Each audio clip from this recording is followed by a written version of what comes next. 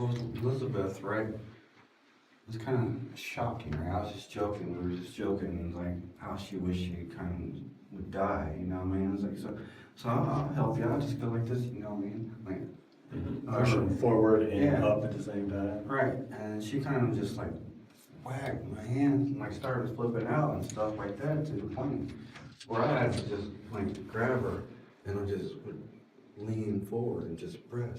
The interrogation room was eerily quiet, broken only by the hum of fluorescent lights.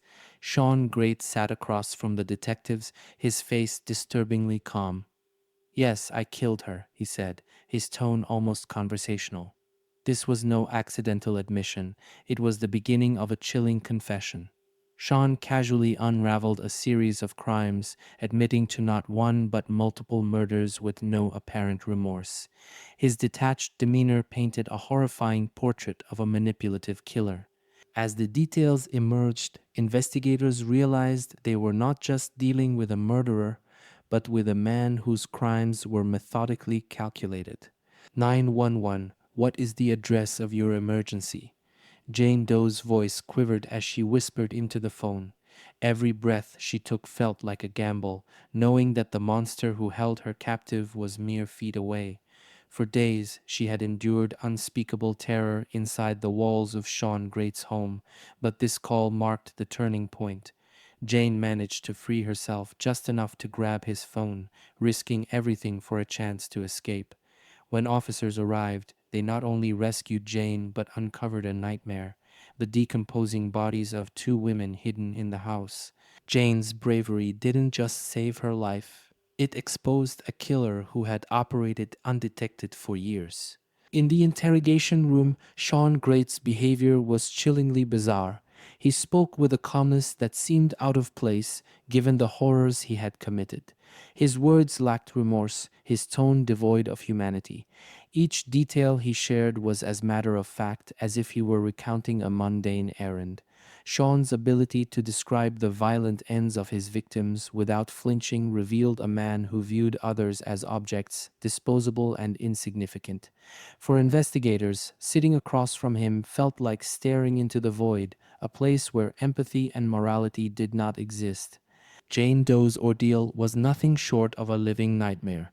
Held captive in Shawn Grate's dilapidated home, she faced a relentless cycle of psychological torment and physical abuse. Each passing hour felt like a battle for survival as Shawn exerted total control over her movements, her words, and even her thoughts. Yet, even in the depths of despair, Jane's determination never wavered. In the quiet moments, she plotted her escape, using every ounce of her courage to outsmart her captor. Her resourcefulness would ultimately bring an end to Shawn's reign of terror, but the scars of her survival would linger long after her rescue. Shawn Grate's most dangerous weapon wasn't physical, it was his mind. During the interrogation, he skillfully twisted narratives to portray himself as a misunderstood victim rather than the predator he truly was. He spoke in circles, offering just enough truth to keep detectives engaged, but never enough to fully incriminate himself. Shawn's charm, which he had used to lure his victims, was on full display as he attempted to manipulate those questioning him. His words revealed a disturbing narcissism. He saw himself as superior, entitled to control over others, and justified in his actions. This toxic combination made him not only a killer, but a master manipulator who thrived on power and control. As officers searched Shawn Grate's home, they uncovered a scene of unimaginable horror.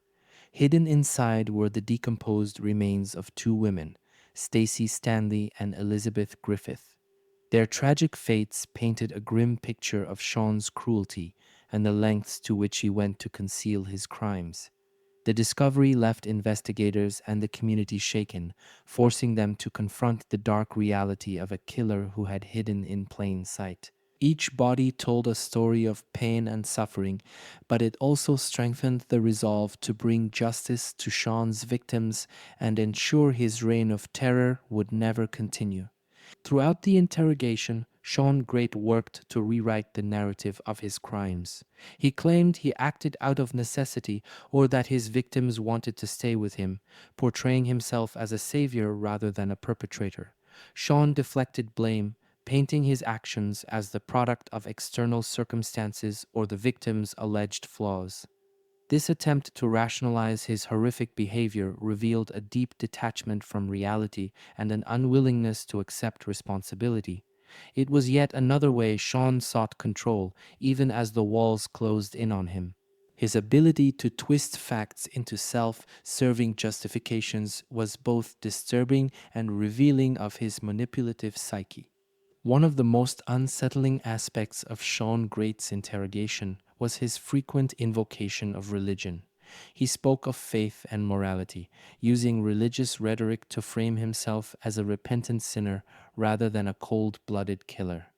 This tactic appeared calculated, as if Shawn believed that aligning himself with faith would garner sympathy or reduce the severity of his actions. However, his words rang hollow in the face of his deeds. For investigators, this attempt to use religion as a shield only underscored Shawn's manipulative nature and his refusal to confront the true horror of his crimes. Surrender my name's David, and I'm a captain here. Now, are you okay? Have you been injured at all?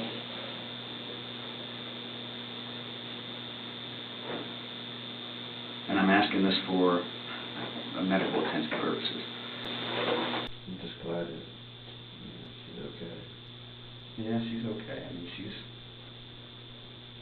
mentally, she's a little messed up. Physically, she's injured. I mean, you've got the cut on your hand every once in a while. Well, she's got some bruises on her arms too. Where did you tie these straps to her arms, to her body? Maybe then. Where at? Point to your body where you tied the straps. Well, I did this. Put this arm up through here, right? You put her arm under there? Yeah, put her arm under her leg. Mm-hmm. And then tie it on her wrist to here. With one of the straps? Describe the strap. What kind of strap was it? Just a regular thing. What, is it like a tie down or is it just elastic? What is it? Scarf. It's a scarf? Probably. Oh, so it's a piece of clothing. Do you use any other pieces of clothing? Whatever was around. What was around? Shirt. Your shirts? Her shirts? I didn't use no shirt, so I might have used a shirt. What else was around that you used? Okay. Shirts, scarves, anything else? Mm-hmm. So you tie her arm under her leg. Why that position? One tie. She's unable to move. Is she tied down to the mattress from the other side? How it started? Well, I met him a month and a half ago, or maybe 2 months ago, and, through the Croc Center. Okay. We would eat lunches there, and I didn't really like him. I mean, but he's a nice guy, and people would say he's a nice guy. Mm-hmm. And, and we'd play tennis together, and we'd go walking together, but, I would never let him in my apartment. I would never go, or even if he needed something, I would outside, but... You tell me about how you met. Croc Center. How long ago? About 2 months ago. Okay. What were you doing there? They do serve lunch every day. It's a Monday through Friday. Mm-hmm. So I met her there. About 2 months ago, but when I first got to Ashland. Where are you from? Came from Mansfield. Okay. Traveled to Fort H.E. there. I ran. It's just been a headache. What, you ran from the court over there? Because you had money? police. So you were living there on covert since you've been here? Maybe about a month. But you've been living there in covert? Is that the Covert? Yeah. Yeah. Where you were at this morning? Mm-hmm. Okay. Whose house is it? I'm not too sure. So you just like squatting in there? Yeah. Okay, good. All right. I appreciate your honesty. Okay. This is kind of the steps that we need to take here. You know, you're being honest with me now. Yeah. Keep up the honesty, and everything's going to go all right. Okay. This house? How did he get in? Well, he said, well, except for since he abducted me, before that he told me, you know, that he had an agreement with the landlord that if he fixed up the place, then he could live there. In fact, that's why even before he was trying to get me to help him fix up the place. But, you know, no, that just wasn't, you know. But then, like, after he abducted me, that's when he told me you know, this place was abandoned and he broke into it. Jane Doe's escape from Shawn Grate's house of horrors is a testament to human resilience and determination. After days of enduring physical and psychological torment, she seized an opportunity to grab Shawn's phone while he slept. With trembling hands, she made a quiet call to 911, carefully whispering her location to avoid waking her captor. Her quick thinking and calm under pressure saved not only her life, but potentially countless others. Jane's ability to stay composed and resourceful in such a terrifying situation highlights her remarkable survival instincts, showing incredible courage in the face of unimaginable danger. Shawn Grate was more than just a predator. He was a master manipulator who used his charm to mask his dark intentions. Many of his victims were initially drawn to his seemingly kind and approachable demeanor, a facade he expertly maintained. To the outside world, Shawn appeared harmless, even friendly, which allowed him to move through life without raising suspicion.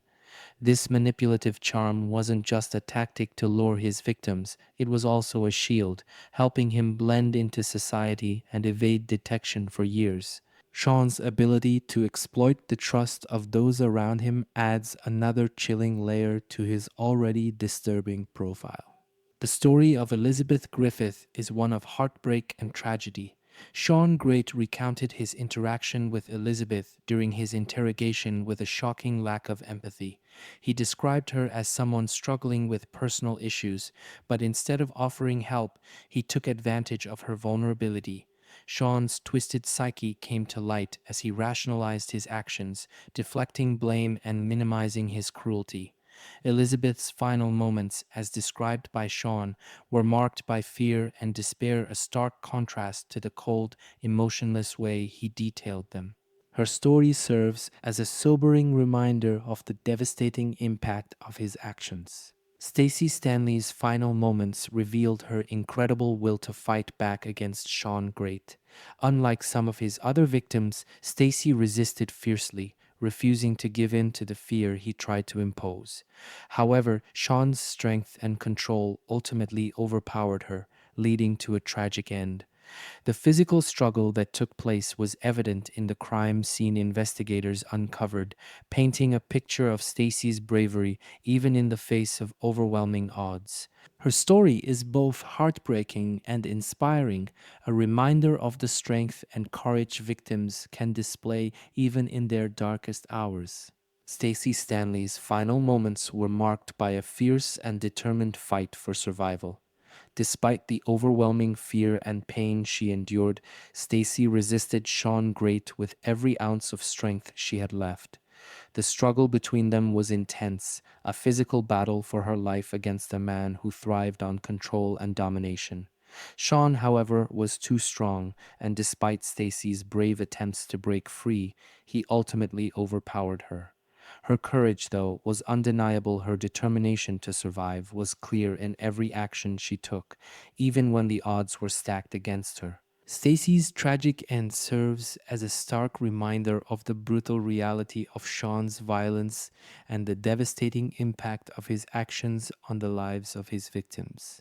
Shawn Grate's violent behavior followed a disturbing and predictable pattern, one that escalated over time. What started as small manipulations soon gave way to a complete dominance over his victims. He thrived on control mentally, emotionally, and physically, gradually wearing down the resistance of those he targeted. Each victim became a part of a larger pattern, luring them into his orbit with charm, isolating them, and then slowly stripping away their autonomy. The violence grew more brutal as Shawn's need for power intensified. His acts of cruelty were not isolated incidents, they were calculated steps toward total domination, each more chilling than the last. As his confidence grew, so did the severity of his actions, culminating in a series of tragic deaths that might have continued indefinitely if not for the bravery of Jane Doe. The patterns in Shawn's violence reveal a man driven by an insatiable need for control, one that ultimately led to his downfall.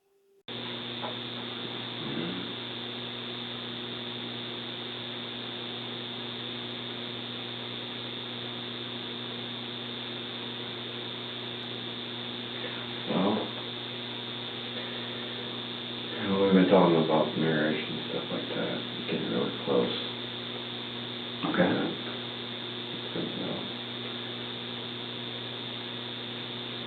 We both maybe getting cold feet, I'm not too sure. But yeah, I'm for it. I'd like to feel cold feet from her, you know what I mean? It's like, she'll push me away. Then we get things back alright, and then, you know, it's like a cold feet in the air type. So it's like complications again. And so many complications. And then she talked about this guy named Daniel, and I just lost it. When was she talking about the guy named Daniel? That's about 5 years older, like a 5-year past relationship. That she had? Yeah, that she's like, oh, I'm gonna wait for Daniel. Man, like she's just gonna like pass, like say all that she's been saying, and then out of the blue, just bring up another guy just to try to make me back away or something. I'm not too sure what she was thinking. She's in doubt about marrying me, pretty much. Okay. Now, describe how he accepted. I don't know, just slowly, like yesterday, like, you know, because we were going to read the Bible, and he's like, well, and I want to read it outside, and he's just like, well, the wind, and, I mean, not yesterday. Today's Tuesday, it was Sunday. And so, you know, so that's why I was in his place. I mean, you know, it's just slowly, you just think you could trust the guy after, you know, knowing him, like, just about every day for almost 2 months, even though, no, that's always stupid, you never know a person. How have you been with her? Like, today, how long has she been in that house with you? 24 hours. Okay. Where did you meet her to bring her back to the house? Her place. Where does she live? Listen, I think I don't know what the apartments are called. Right off Main, down past the bridge, over there. There's a church over there. Oh, Holbrook. Stony Creek, the apartment back in there? I think those are might be Stony Creek. Yeah, I think that's where you're talking about. So how did you get there? I mean, how do you get there to her apartment, okay? And then you take her where? We walked around and we went back to where I was staying. Okay. They were fooling around a little bit, and then things got carried away. Explain carried away. Like, no, don't, you know what I mean? We're not ready for that. We've dealt with that before. She's saying? Yeah. Now, what's she meaning when she's saying that? What? When she says no, what's she talking about? Oh, she didn't want to say no. She's like, "I'll stop it." You know, we don't do this. We don't fool around because we'll wait for marriage. You don't fool around. You're talking intercourse.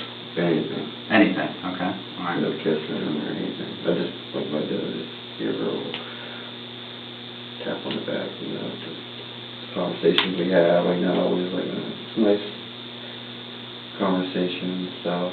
So did you guys have sex? Yeah, we ended up having sex. Against her will? Well, it ended up she didn't like it, and she's really beating herself up about it, the sex part. Mm-hmm. So It looks like raped. Raped. And what day did this happen? And I mean, from that night to, like, till he fell asleep yesterday, I mean, and not constantly, like maybe 7 times or something. Shawn Grate's narcissism was the engine behind his actions, fueling his need for control and self-importance. He viewed himself as superior to his victims, seeing their lives as expendable and their suffering as inconsequential. During his interrogation, Shawn's sense of entitlement was palpable. He minimized his crimes, often shifting blame onto his victims or circumstances. He saw himself as the orchestrator, twisting reality to fit his narrative, and spoke with a disturbing calmness about the horrors he inflicted. His lack of remorse and inability to recognize the humanity of his victims revealed the depth of his narcissism. Shawn thrived on power, not just in his crimes, but also in the way he manipulated those around him.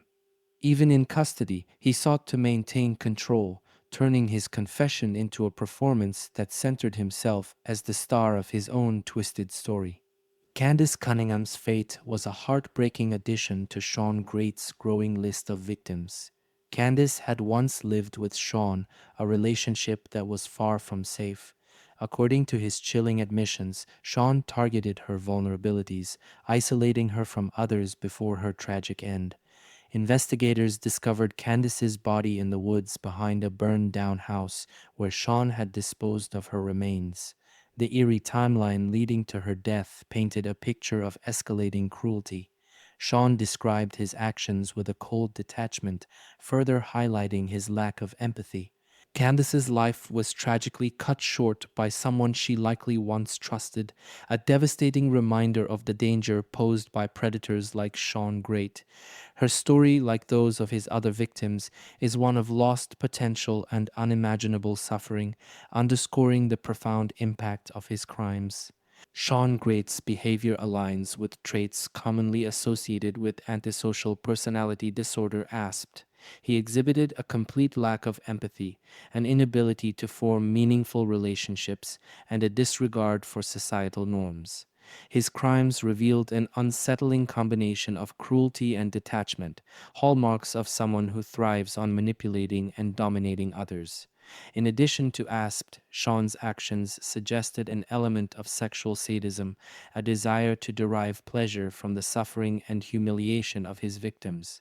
This psychological profile sheds light on his escalating need for control and the meticulous planning behind his crimes. Shawn's ability to manipulate, his lack of remorse, and his calculated violence painted a picture of a man whose personality disorders made him a uniquely dangerous predator. Understanding these aspects is crucial to comprehending how someone like Shawn could inflict such unimaginable harm. Shawn Grate's trial was a harrowing experience for everyone involved. Survivors and the families of his victims took the stand to recount the devastation he had caused, their testimonies painting a vivid picture of his cruelty. The prosecution presented overwhelming evidence, including Shawn's own confessions, leaving no doubt about his guilt.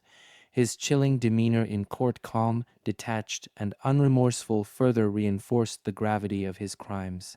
After careful deliberation, the jury handed down a death sentence for Shawn Grate, ensuring he would never have the opportunity to harm anyone again. In addition to the death penalty, Shawn received multiple life sentences for the brutal murders and kidnappings. While justice was served, the emotional scars left on the survivors and the families of the victims remain a haunting reminder of his reign of terror.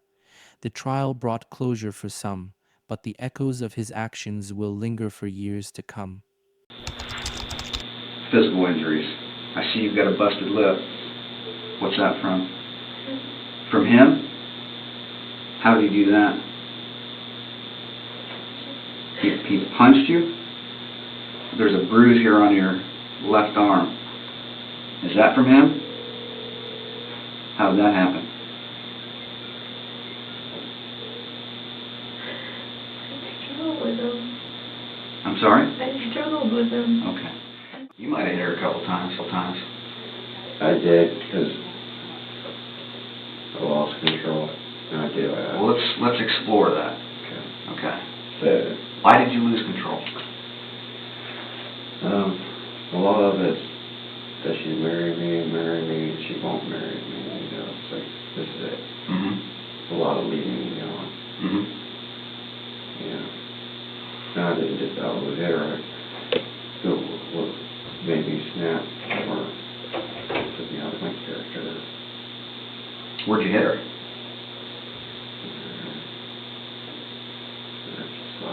Yeah, she's got a fat lip. Yeah. That's where I got that from. From punching her?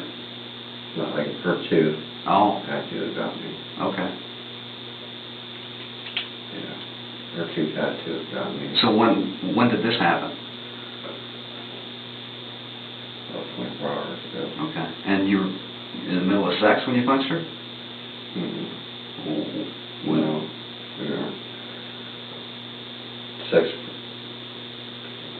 with our fight and everything when we made up. We had sex. After you punched her? Yeah. While Jane Doe's responses show her quest for survival, Grate's responses reflect a dangerous blend of detachment, narcissism, and sadistic pleasure, which would eventually lead to his conviction. I mean, she's saying that she didn't want to have sex and that you punched her. She may not have wanted to have sex like afterwards. After what? After I hit her. How many times did you have sex? It ended up being a few times within 24 hours. Mm-hmm. Yeah, I mean, I don't think it really was up for will.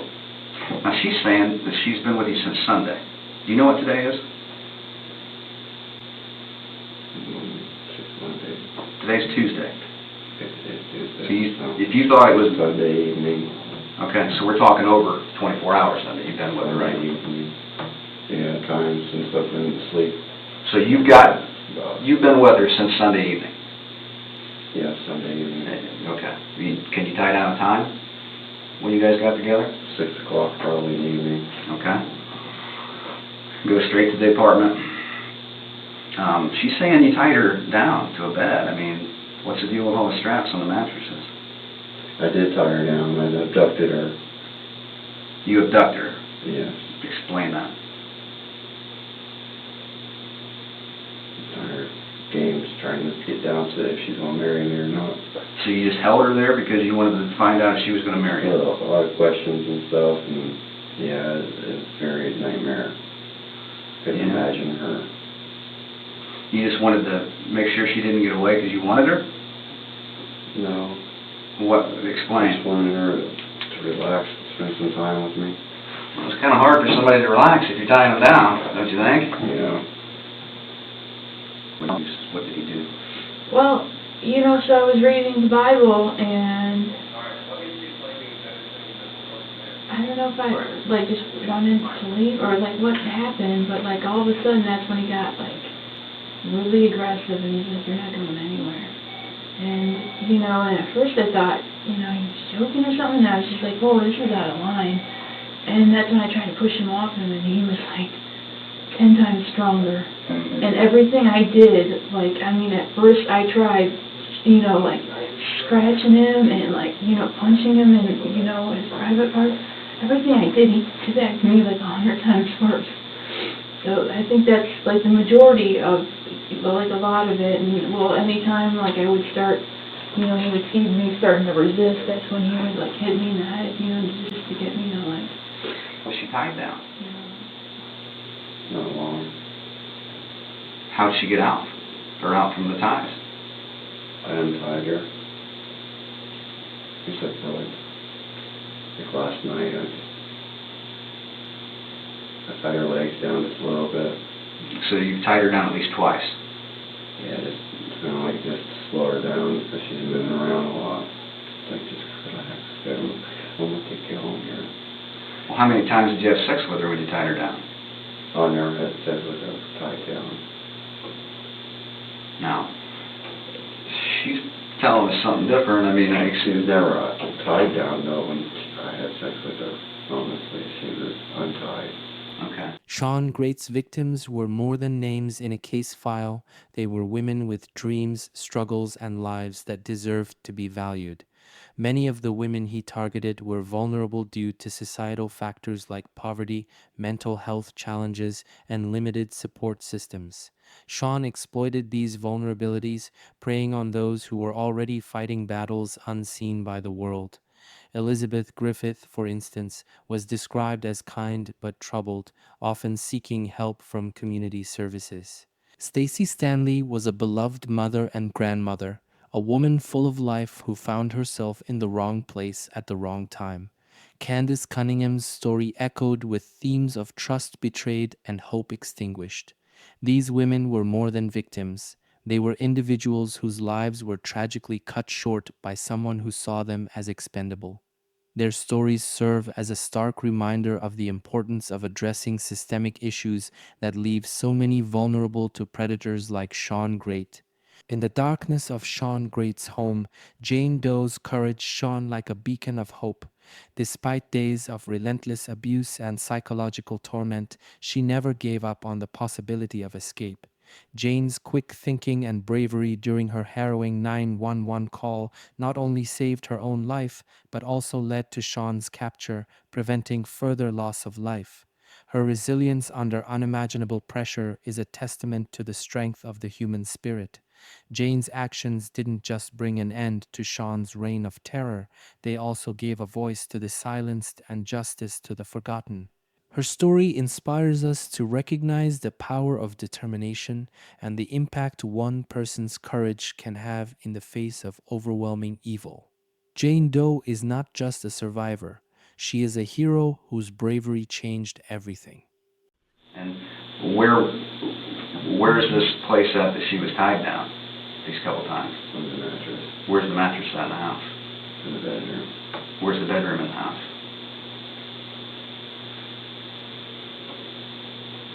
Bathroom, kitchen, bedroom, Is it first floor, second floor? first floor. Okay. You guys, did you go everywhere in the house?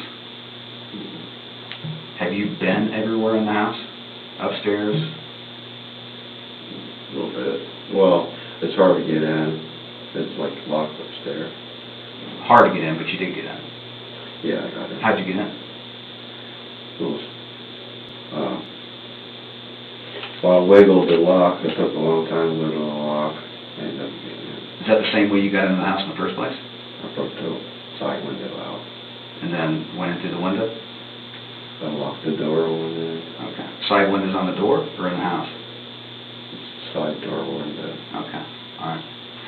So, I didn't have sex with her tied up, so. okay. Well, that's, I mean, just, you know, I'm glad you're still. telling me, but you still did. I mean, you told me you abducted her. What does that mean to you? You didn't care about her. Abducting somebody means that you care about her? Yeah, in this situation, get her out of her apartment. Why do you have to get her out of her apartment? Just stay in and hide. Does she live with anybody? Stays in and hides. Behind the Bible all the time. Are you religious? Yeah, I believe in Jesus Christ died for our sins. So she's pretty religious?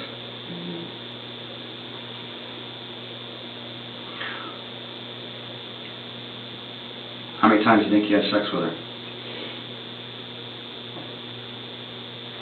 Her may seem like a lot, but it lasted a long time. Did you ejaculate inside of her? No. Did you use any condoms? Where did you ejaculate?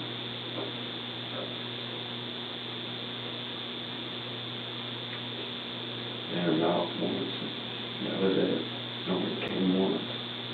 You know what I mean? I did. Okay. Shawn here isn't just admitting guilt. He is reliving the acts, step by step. Well, And her fault. when she gets there Sunday evening, At what point do you initially tie her up when she wants to leave? At what point does she want to leave and you tie her up? I didn't tie her up at all. I pretty much, she just sat there with me. On Sunday? Okay. But at some point, you said she wanted to leave, and you had to stop her from leaving. When did that happen? Yeah, but I didn't tie her up. I just held her and just asked her to, like, just for us to hold each other. Held her? What would describe the hold? She lay down and hold each other. Just, you mean hold her down on the mattress? Chest right on my, she's her head on my chest and sit right there. I mean, she might have probably been unwilling to do that. Why would I she? just wanted to hold her. Okay, you wanted to hold her, but she didn't want to be held. Is that what you're saying? She wanted to be held. No, that's not what you just said. You said, But she couldn't let it happen. But she wanted that.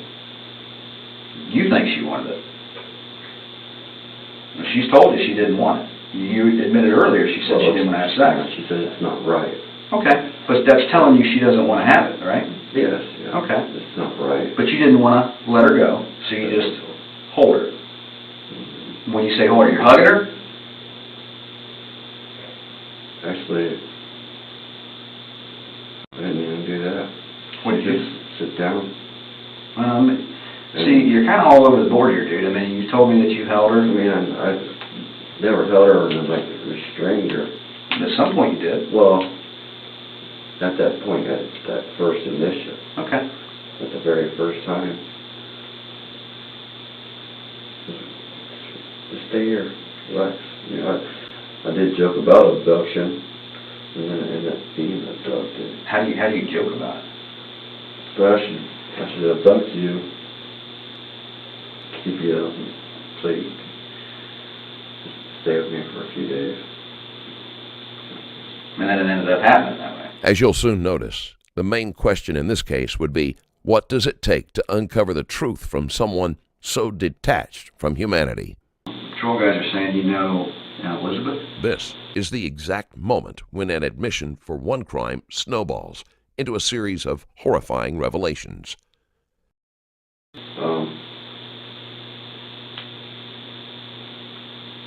Met her one time outside. I guess I did. Well, I talked to a few people out there, but that was just like a moment. Played some badminton. Lori and I was playing badminton, and Elizabeth come outside, talked to us. Describe Elizabeth. Elizabeth, she had like blonde hair, big blonde hair, big girl. Okay. Do you know her last name? No. Griffith? Sound familiar? When did you see her? When did you meet her? She was been probably 2 months ago when I first seen her, talking to her at the yard, playing badminton with Lori. Mm-hmm. And then we played badminton again, and then I just seen her come in and talk to the neighbors. Did you ever hook up with her? Mm-hmm. Did you ever try to? No, not like that. Not like that. How? Oh, I don't see her like that. Just hooking up with her. How do you see her? Just trying to find her way. What do you mean? I mean, just trying to, I don't know. She talks constantly, just for like the 5 minutes while I was playing badminton. What'd she talk about? The men's hospital and stuff that she's dealing with. Yeah, she had some issues. She's missing. That's what I heard. How'd you hear that? Through Tracy at the Croc Center. Tracy. Mm-hmm. Through Laura. I told you that? Yeah, and her friend that we met the other day. Who is the friend? They named Sue. Lori knows.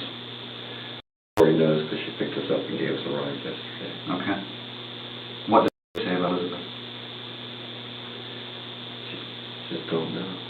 Don't know what? She's thinking that she's at the mental hospital somewhere. Mm-hmm. Well, usually if that's the case, we can find that out pretty easily. So, yeah, we don't think she's at the mental hospital. if you know where she's at, or if you've had any contact with her, you know, just keeping along the same lines of being honest, this is when you need to tell me. Yeah. So, when was the last time you had contact with her? I haven't had no contact with her. Because it kind of makes me wonder if, since you talked about her and you've talked about her, if you haven't seen her since you've been missing. It kind of makes me wonder if you didn't have something to do with her being missing. I understand with the situation. Yeah, I mean, it kind of looks funny. Looks I mean, you know what's going on? No, I really don't. I'm hoping you can help me. Because if there's any kind of connection, you know, with you and Elizabeth, it's very important that we find Elizabeth, because she's got some psychological issues. She's got some health issues, some medical issues. Oh, yeah. So, I mean, if you were to know where she was, and we could find her, that would go a long way to help her. Shawn initially appears cooperative, but he'd soon end up revealing something that detectives weren't even investigating. You know. You know where she's at?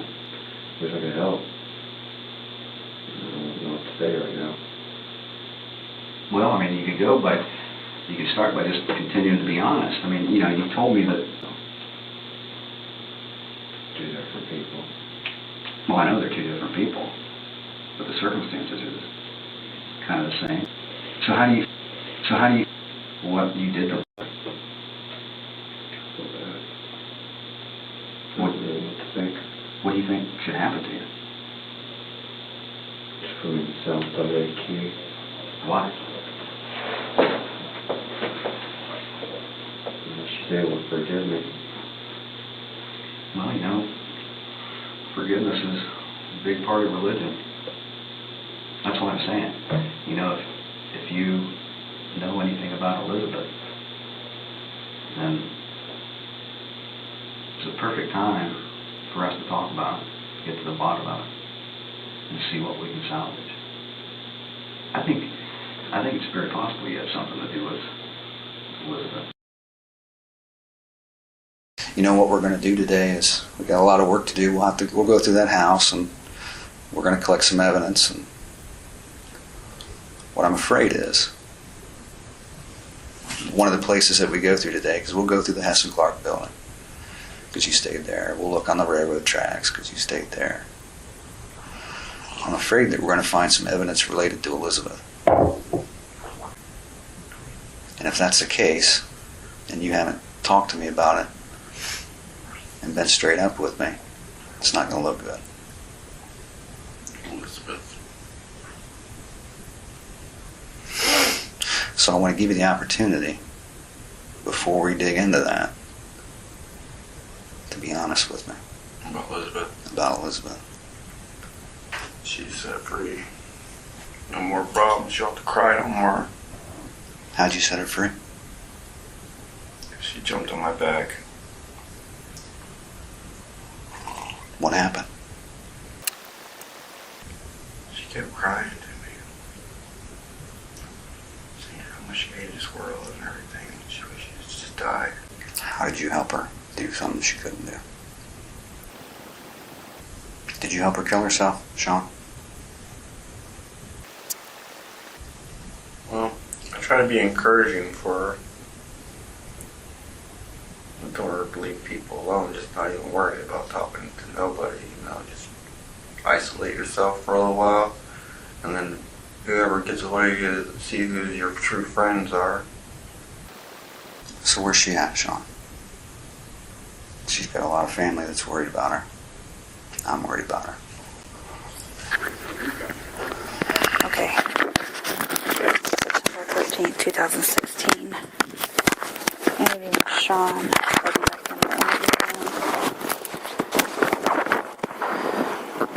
The time is 12:34 p.m. All right, Shawn, I've been on the hunt for snacks. We got chips. Here's what I got so far. Hold on, I'm not done. You okay?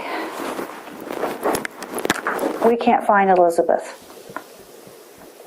We'll find her, but we can't right now. I need your help. Why not? Okay? I need your help. I'm not here to judge you. I'm not going to leave your side. We're going to help it. I'm going to ask you for your help here. Okay? Are you hearing me okay? Are you understanding me when I talk? Yeah. Can you help me? I know you're just giving me a chance. What? You're giving me a chance. You already know. I am? Yeah, you're giving me a chance. Can you take me to her? You've already found her? I haven't found her. No. No. His chilling demeanor and horrifying confessions during interrogations have made him one of the most disturbing killers in recent memory. I might not be able to take you to her, maybe someone else, or others. It just matters. It does. How many are there? I don't know, depending on how much you say many. What? I don't know. There might not be none. When I left, I tied her down. I tied her down just a little bit before last night. And then I fell asleep, which is good. That's the way I planned it. Barely tie her up. I fall asleep. She gets to leave. So you planned it that way? Yeah, I wanted her to leave. I knew she was going to leave. When, this morning? I knew that she would be able to untie herself. She only had one strap around her legs. That's it. So how long ago did you plan this? It just happened. Okay. But last night when you tied her up, the way you planned it, you explained that. Yeah, I wanted her to be able to leave. I already told her, fall asleep, just leave. You know, you talked about you abducted her. You've had sex with her against her will too. Yes or no? Yes, I did. What do you call that? And how many times do you think you raped her? First time, I don't know if it was under her or after against her will. Or if she was just going with it. Who do you call friend over here?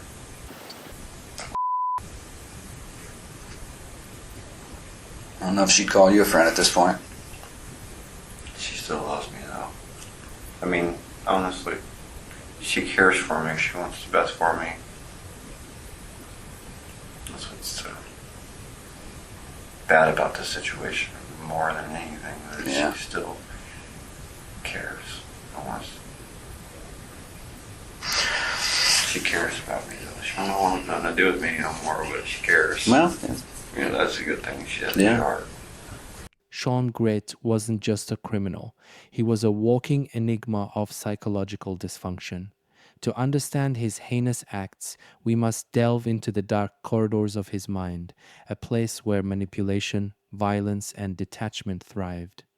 This is the psychological profile of a man whose crimes shocked the nation. Shawn Grate's actions were not spontaneous. They were the result of a deeply disturbed mind shaped by a lifetime of trauma, narcissism, and likely severe mental illnesses.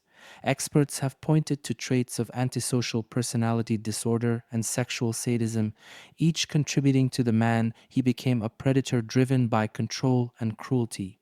At the core of Shawn Grate's psyche lies antisocial personality disorder, or ASD. People with this disorder exhibit a pervasive pattern of disregard for the rights and feelings of others. They lack empathy, show no remorse for their actions, and often manipulate those around them to achieve their goals. During his interrogation, Shawn's behavior was chillingly detached. He recounted his crimes with an eerie calmness, as though discussing a routine task. When asked why he committed these acts, he often deflected blame, portraying himself as a victim of circumstance rather than a perpetrator of violence. This lack of remorse is a hallmark of ASD. Shawn didn't see his victims as human beings with lives and families.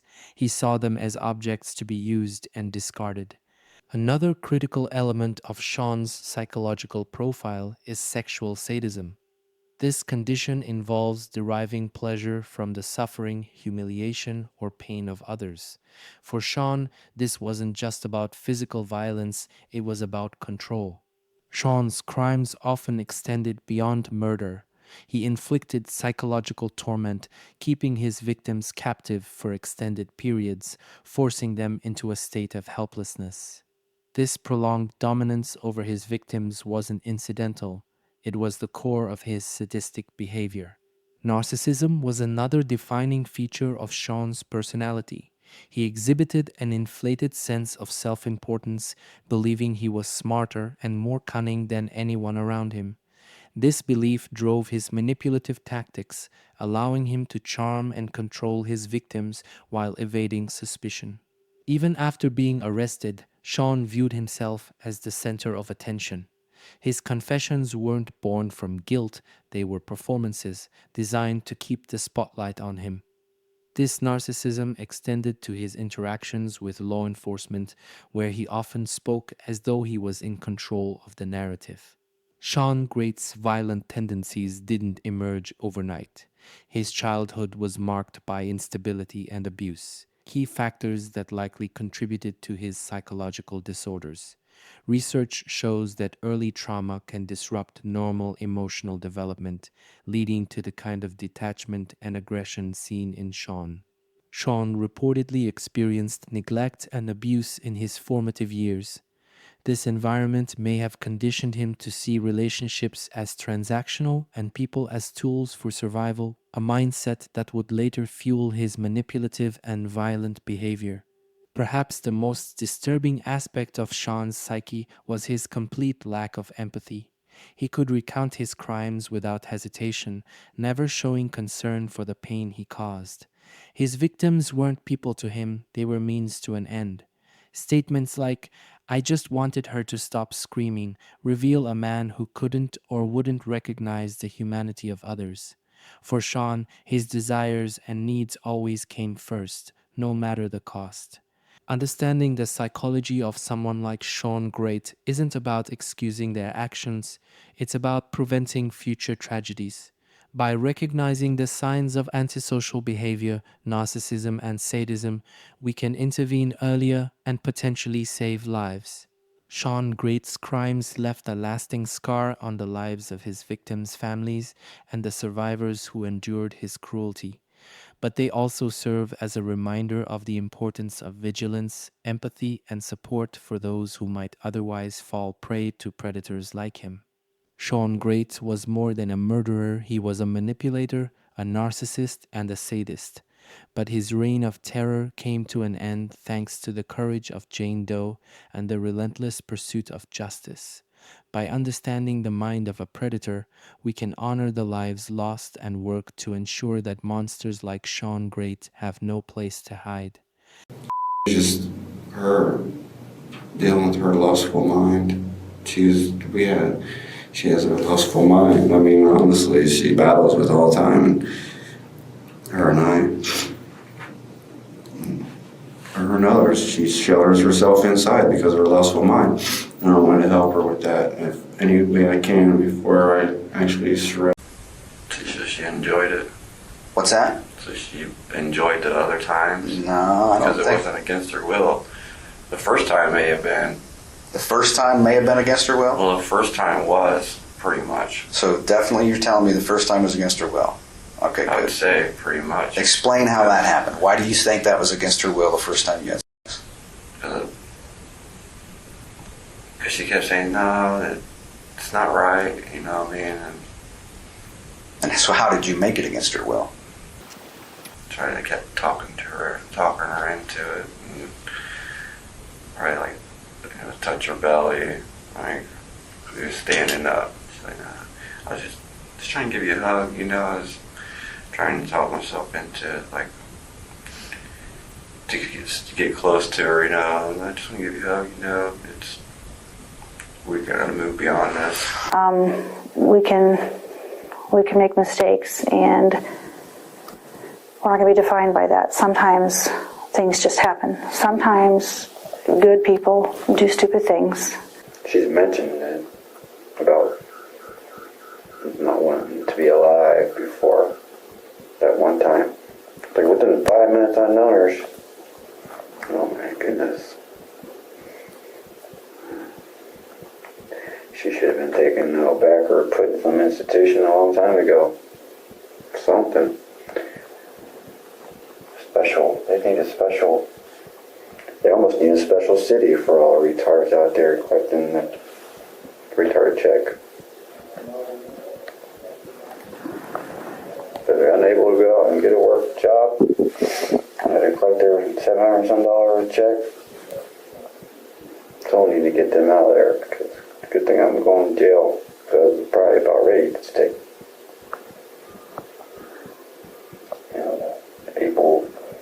capable waste of lives. I hate to say it. Will you take me there? Take you to a place in Mansfield. Where she is? Where are you going to take me to Mansfield? Where there's another girl? Hey, are you okay? What happened? Is she gone? She's been gone. I no hope. Okay. Is anybody, has she been buried or did you just leave her somewhere? Is she missing? You don't know? I know I loved her. Okay. It's because she lied all the time. Okay. Rough. She's so lost in this world. And she's the one that scratched you like that? All right, what's her name? Candace Candace Cunningham. Cunningham? Somewhere else, and I took her through the woods. Okay. Why'd you put her in the woods? Because you were afraid? Huh? Were you afraid? Is that why you put her in the woods? I told her I was going to lay her ass down in the woods if you lied to me again. So how did you get her there? Did you just carry her, or how did that come? She became homeless because she was staying in the gym, and she was staying downstairs. She was staying upstairs. I take care of Jim's dog. Who's Jim? Supervisor, he'll do jobs. He'll be my supervisor or Okay. landlord, I guess. So after she passed away, how did you get her over to the woods? Did you carry her? Did you drag her? How did you do it? She was small, in a way. To see exactly how much they really do want to die. You know what I mean? So Yeah. a little feeling, right? Yeah. She fought it, like, that's not what you want. And then she just started blowing up, like. You strangled her again? Is that how she died, or is there another way? That's the way she died. That's the way? And that's where Candace died? On 430, I'm sorry. And that's the bluish house on 430. But you'd be a witness, it don't matter, but, there's so many people that heard Candace talking about just wishing she had died, tired of it. She throws that card out. Oh, feel sorry for me. When she was at your house over this last weekend, did she notice the odor or the smell in the house from the bodies? Did she say anything about what's that smell or anything? Yeah. What did you tell her it was? It was this food I threw away. I forgot about. Okay. And when she was there, she said she thought she heard a thud upstairs a couple times. What was she hearing? I do not know, because sometimes I'll hear thuds too. Okay.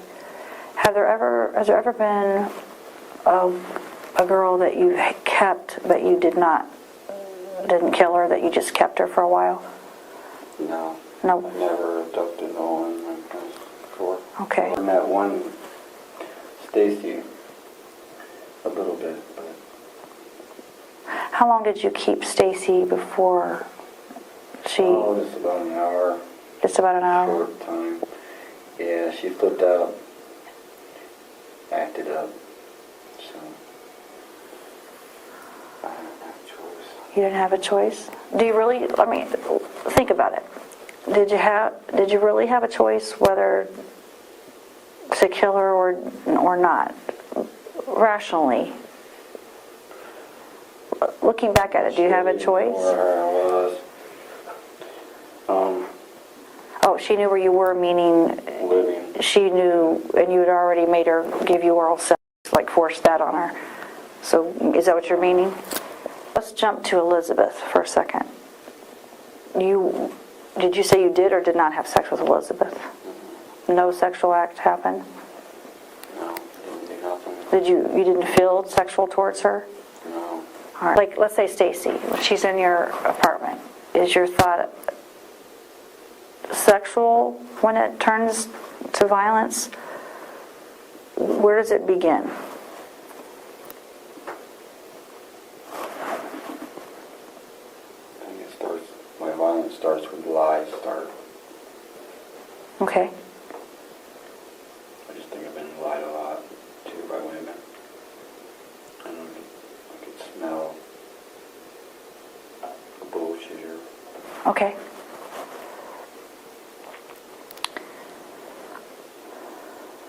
Afterwards, do you feel bad? We talked about some regret. Do you feel like, what do you feel?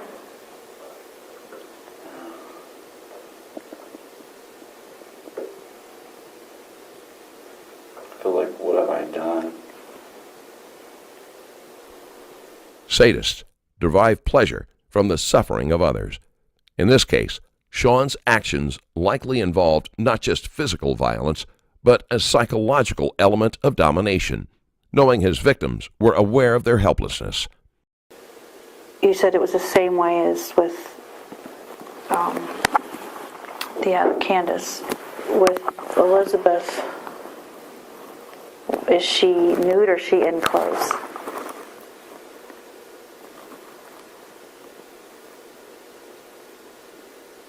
Well, wait.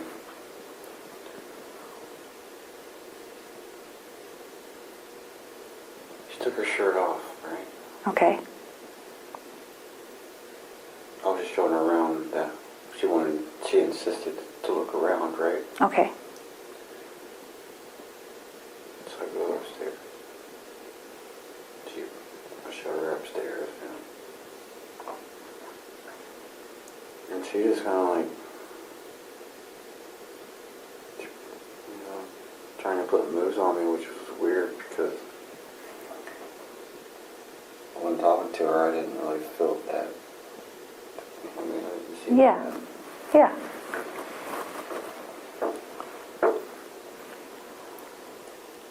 Did you end up having sex with her? No, I did not. Okay. Didn't do nothing with her at all. So when it came to the point that, A struggle, her shirt did end up coming off. okay, how did it come off? I was moving like choking her. You were choking her? Yeah. Did you choke her from the front or choke her from behind? Well, it just happened that I choked her. I just reached up and just choked her right. I asked her, "You sure that's what you want?" And I mean, because she thought about like killing herself. So I mean, I do that as jokes a lot of times, like even with friends, like guy friends, whatever. You know what I mean? They start talking about killing herself. Well, what are you waiting on? Joke around and see whatever, But now it's to the point, it's like, okay, let's see exactly how much they really do want to die. You know what I mean? So I put a little fear in her, right? Yeah. She fought it, like, I was like, that's not what you want. And then she like just started blowing up, like, she took it out of proportion, like I was just joking. Because of the wake up strangle, strangle, like, you know what I mean? And she got all serious. There wasn't no calming her down. She just lost it. I had panic. You panicked? And then you just did it again? I didn't have another choice to slow, like, calm her down. I mean, she was just like, wow, moving around and stuff like that. So I was like, threw her on the bed and like, oh, man. And then she wanted to play that innocent thing. So I just kind of just snapped on her. Yeah, play all innocent. She'd come home with me at 11 o'clock, don't even know me. I mean, kind of like almost sent from God. But it could be sent from the devil, I don't know. Someone gave up on her. Candace. And who was the last one?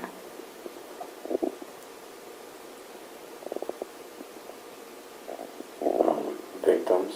Yeah.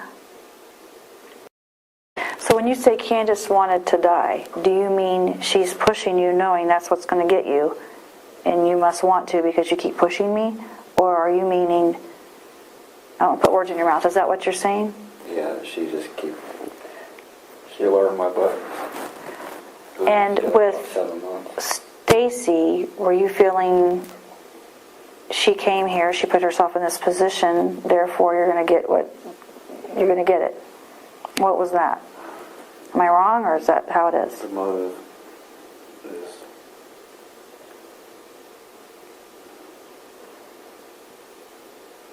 Or is it more about what it makes you feel? I've been thinking about Stacy and why. And what do you think?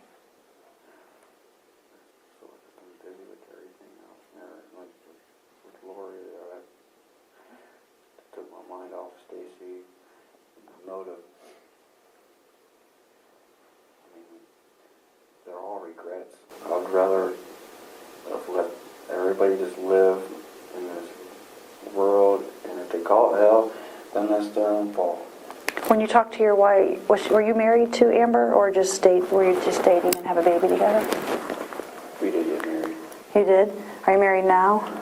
Okay. The case of Shawn Grate is not just a story of crime. It's a story of the human condition, of the darkness that can hide in plain sight, and of the resilience required to fight back against unimaginable evil. Shawn Grate wasn't a shadowy figure lurking in alleys. He was the person you'd pass on the street without a second thought. He used his ordinary, unthreatening demeanor as a weapon, masking a monstrous nature that would devastate lives and communities alike. For years, Shawn preyed on the vulnerable, targeting women who were already battling the weight of their circumstances. These were women like Stacy Stanley, a devoted grandmother who had so much love to give. Women like Elizabeth Griffith, who sought community and support as she tried to navigate life's challenges. And women like Candace Cunningham, who trusted Shawn only to have that trust betrayed in the most horrific way imaginable. These women weren't nameless, faceless statistics. They were people who deserved to live long, fulfilling lives. Yet Shawn, driven by his twisted need for power and control, saw them as nothing more than opportunities. He manipulated them, exploited their vulnerabilities, and in the end silenced their voices. His crimes were not crimes of passion. They were calculated acts of dominance carried out by someone who thrived on the suffering of others. But the darkness of this case is illuminated by an incredible story of survival. Jane Doe, a woman who endured days of unimaginable torment, refused to be another victim. In the darkest of moments, she found the strength to fight back not with physical force, but with her will, resourcefulness, and courage. Her whispered call to 911, made while her captors slept mere feet away, was a lifeline that not only saved her life, but ended Shawn Grate's reign of terror. It is impossible to overstate Jane's bravery. She didn't just fight for herself, she fought for the women who couldn't. Through her actions, she gave a voice to the voiceless and ensured that Shawn would face justice. Her courage reminds us of the incredible strength of the human spirit, even in the face of overwhelming odds. Shawn Grate's capture marked the beginning of a long and painful journey for the families of his victims and the survivors of his crimes. The trial that followed was filled with harrowing testimonies and evidence that painted a clear picture of his guilt. Jane Doe's account, along with the overwhelming physical evidence, left no doubt about the horror he inflicted. Shawn's demeanor in court, a chilling mix of detachment and self-righteousness, only underscored the depth of his cruelty. The jury's decision to sentence Shawn to death, along with multiple life terms, was a step toward justice. But for the families of Stacy, Elizabeth, Candace, and others whose lives were shattered by Shawn, the pain remains. Justice may have been served, but the emotional scars left by his actions will never fully heal. This case also raises important questions about the societal factors that allowed Shawn Grate to operate undetected for so long. Many of his victims were vulnerable, struggling with poverty, mental health issues, or a lack of support systems. These vulnerabilities made them targets, and Shawn exploited them with calculated precision. As a society, we must ask ourselves, how can we better protect those who are most at risk? How can we ensure that no one is left so isolated that they become prey to predators like Shawn? The role of law enforcement and community vigilance in this case cannot be overlooked. Without the bravery of Jane Doe and the swift action of the responding officers, Shawn's crimes might have continued. The discovery of his previous victims, women whose disappearances had gone unnoticed by many, serves as a sobering reminder of how easy it is for people to fall through the cracks. Shawn's case also offers a chilling glimpse into the mind of a predator. His narcissism, his manipulation, and his complete lack of remorse were evident in every aspect of his behavior, from his interactions with victims to his confessions during the interrogation. Psychologists have pointed to traits of antisocial personality disorder and sexual sadism in Shawn's actions, shedding light on the psychology of someone capable of such cruelty.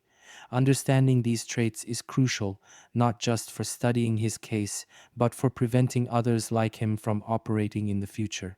In the end, this story is one of both horror and hope. Horror, because it reminds us of the darkness that can exist within people and the devastating impact it can have on others. Hope, because it also shows the power of courage, resilience, and justice.